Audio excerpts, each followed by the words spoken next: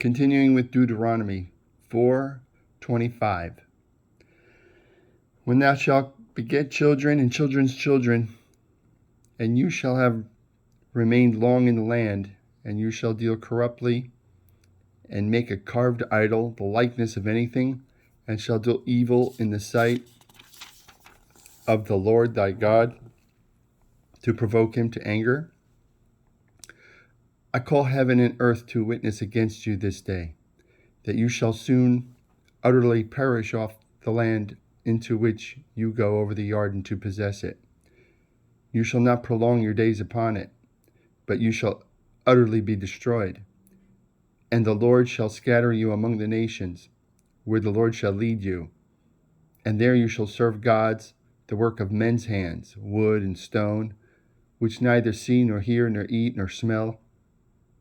But if from there thou shalt seek the Lord thy God, that shalt find him, if thou seek him with all thy heart and all thy soul, when thou art in distress, and all these things are come upon thee in the latter days. If thou turn to thy God, if thou turn to the Lord thy God, and art obedient to his voice, for the Lord thy God is a merciful God.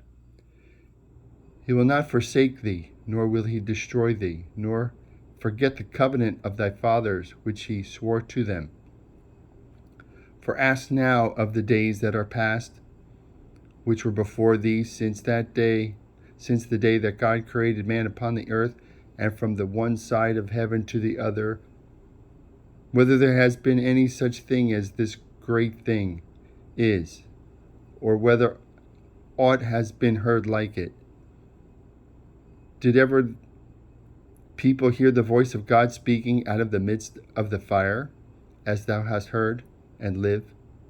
Or has God ventured to go and take him a nation from the midst of another nation, by trials, by signs, and by wonders, and by war, and by a mighty hand, and by a stretched out arm, and by great terrors, according to all the Lord your God did for you in Mitzrayim before your eyes?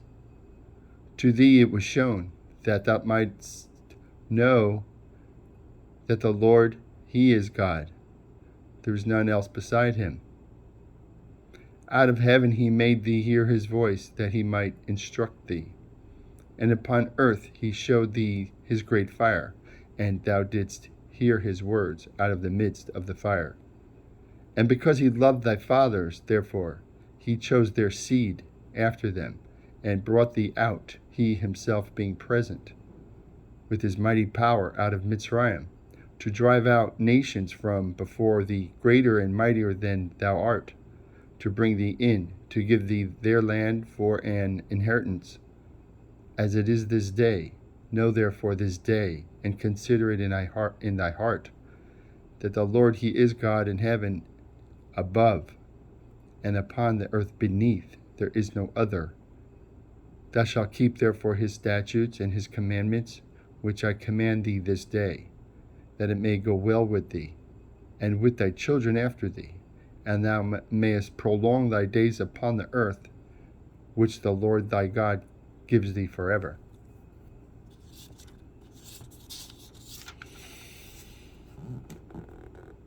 Then Moshe set apart 3 cities on this side of the Jordan toward the sun rising, that the slayer might flee there, who should kill his neighbor unawares, and hated him not in times past, and that fleeing unto one of these cities he might live.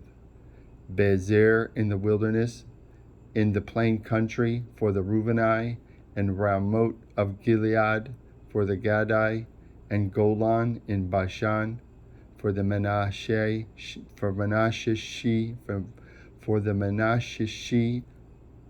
and this is the Torah which Moshe set before the children of Israel.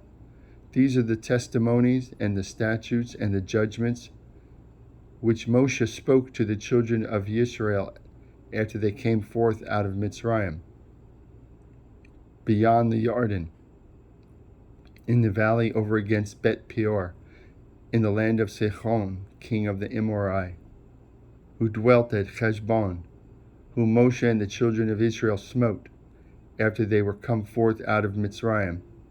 And they possessed his land, and the land of Og, king of Bashan, 2 kings of the Amorite, which were beyond the Jordan, toward the sun rising, from the Aroer, which is by the bank of the Wadi of Arnon, to Mount Sion, which is Hermon, and all the Arva beyond the Jordan eastward, even to the sea of the Arva, under the slopes of Pisgah. It's Deuteronomy 5.